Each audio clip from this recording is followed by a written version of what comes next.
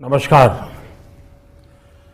वर्ष 2021 का बजट असाधारण परिस्थितियों के बीच पेश किया गया है। इसमें यथार्थ का एहसास भी और विकास का विश्वास भी है। कोरोना ने दुनिया में जो प्रभाव पैदा किया, उसने पूरी मानव जाति को हिलाकर रख दिया है। इन परिस्थितियों के बीच आज का बजट भारत के आत्मविश्वास को उजागर करने वाला है और साथ ही दुनिया में एक नया आत्मविश्वास भरने वाला है। आज के बजट में आत्मनिर्भरता का विजन भी है और हर नागरिक, हर वर्ग का समावेश भी है। हम इस बजट में जिन सिद्धांतों को लेकर चले हैं वो हैं ग्रोथ के लिए नए अवसरों, नई संभावनाओं का विस्तार करना, युवाओं के लिए नए अवसरों का निर्माण करना, मानव संसाधन को एक नया आयाम देना, इंफ्रास्ट्रक्चर निर्माण के लिए नए नए क्षेत्रों को विकसित करना, आधुनिकता की तरफ आगे बढ़ना, नए सुधार लाना। साथियों, नियमों और प्रक्रियाओं को सरल बनाकर आम लोगों के जीवन में ईज ऑफ लिविंग को बढ़ाने पर इस बजट में जोर दिया गया है। ये बजट इंडिविजुअल्स, इन्वेस्टर्स, इंडस्ट्री और साथ ही इंफ्रास्ट्रक्चर सेक्टर में बहुत सकारात्मक बदलाव लाएगा। मैं इसके लिए देश की वित्त मंत्री निर्मला जी को और उनके साथी मंत्री अनुराग जी और उनकी टीम को बहुत बहुत बधाई देता हूं। साथियों, ऐसे बजट देखने को कम ही मिलते हैं जिसमें शुरू के 1-2 घंटों में ही इतने सकारात्मक रिस्पांस आए। कोरोना के चलते कई एक्सपर्ट्स ये मानकर चल रहे थे सरकार आम नागरिकों पर बोझ बढ़ाएगी, लेकिन फिस्कल सस्टेनेबिलिटी के प्रति अपने दायित्वों को ध्यान में रखते हुए सरकार ने बजट साइज बढ़ाने पर जोर दिया। हमारी सरकार ने निरंतर प्रयास किया है कि बजट ट्रांसपेरेंट होना चाहिए। मुझे खुशी है कि आज अनेक विद्वानों ने इस बजट की ट्रांसपेरेंसी की सराहना की है।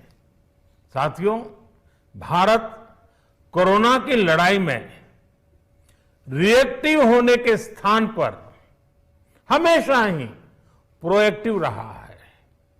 चाहे वो कोरोना के काल में किए गए रिफॉर्म्स हो या फिर आत्मनिर्भर भारत का संकल्प, इसी प्रोएक्टिवनेस को बढ़ाते हुए आज के बजट में भी रिएक्टिव का नामो निशान नहीं है। साथ ही हम एक्टिव पर, स्टेटस को पर भी अटके नहीं हैं और हमने इस बजट में भी प्रोएक्टिव बजट देकर के देश के सामने प्रोएक्टिव होने का संदेश दिया है।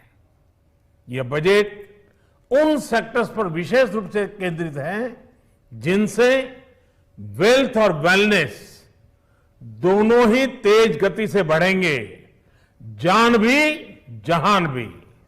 इसमें एमएसएमईज और इंफ्रास्ट्रक्चर पर विशेष रूप से जोर दिया गया है।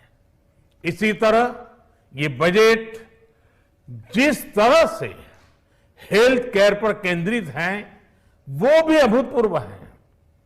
ये बजट देश के हर क्षेत्र में विकास यानी ऑल राउंड डेवलपमेंट की बात करता रहता है।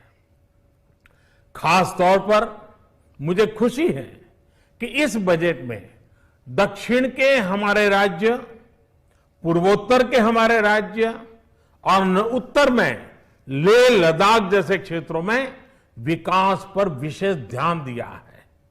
ये बजट भारत के कोस्टल स्टेट्स जैसे तमिलनाडु, केरल, पश्चिम बंगाल, इनको एक बिजनेस पावर हाउस बनाने की दिशा में एक बड़ा कदम उठाए। नॉर्थ ईस्ट के राज्य जैसे असम के अनएक्सप्लोर्ड पोटेंशियल को टैप करने में बजट बहुत बड़ी मदद करेगा। इस बजट में जिस तरह से रिसर्च एंड इनोवेशन इकोसिस्टम पर बल दिया गया है, जो प्रावधान किए गए हैं, उनसे हमारे युवाओं को ताकत मिलेगी। भारत उज्जवल भविष्य के लिए बहुत ठोस कदम रखेगा। साथियों, देश के सामान्य मानवी का, महिलाओं का जीवन आसान बनाने के लिए उनके स्वास्थ्य, स्वच्छता, पोषण, शुद्ध जल और अवसरों की समानता, इस पर इस बजट में विशेष बल दिया गया है। बजट में इंफ्रास्ट्रक्चर पर खर्च में अभूतपूर्व वृद्धि के साथ साथ कई व्यवस्थागत सुधार किए गए हैं, जिसका बहुत बड़ा फायदा देश में ग्रोथ और जॉब क्रिएशन, रोजगार के लिए बहुत लाभ होगा। देश में एग्रीकल्चर सेक्टर को मजबूती देने के लिए, किसानों की आय बढ़ाने के लिए इस पर बजट में बहुत जोर दिया गया है। कई प्रावधान किए गए हैं। एग्रीकल्चर सेक्टर में किसानों को और आसानी से और ज्यादा ऋण मिल सकेगा। देश की मंडियों को यानी एपीएमसी को और मजबूत करने के लिए, सशक्त करने के लिए एग्रीकल्चर इंफ्रास्ट्रक्चर फंड से मदद का प्रावधान किया गया है। ये सब निर्णय ये दिखाते हैं कि इस बजट के दिल में गांव है, हमारे किसान है। एमएसएमई सेक्टर को गति देने के लिए, रोजगार के अवसर बढ़ाने के लिए इस बार एमएसएमई सेक्टर का बजट भी पिछले साल की तुलना में 2 गुना से ज्यादा कर दिया गया है। साथियों, ये बजट आत्मनिर्भरता के उस रास्ते को लेकर आगे बढ़ा है जिसमें देश के हर नागरिक की प्रगति शामिल है। ये बजट इस दशक की शुरुआत की एक मजबूत नींव रखने वाला बजट है।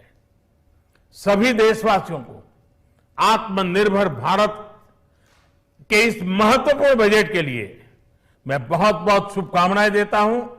फिर से एक बार वित्त मंत्री जी और उनकी टीम को बहुत बहुत अभिनंदन करता हूं, धन्यवाद करता हूं।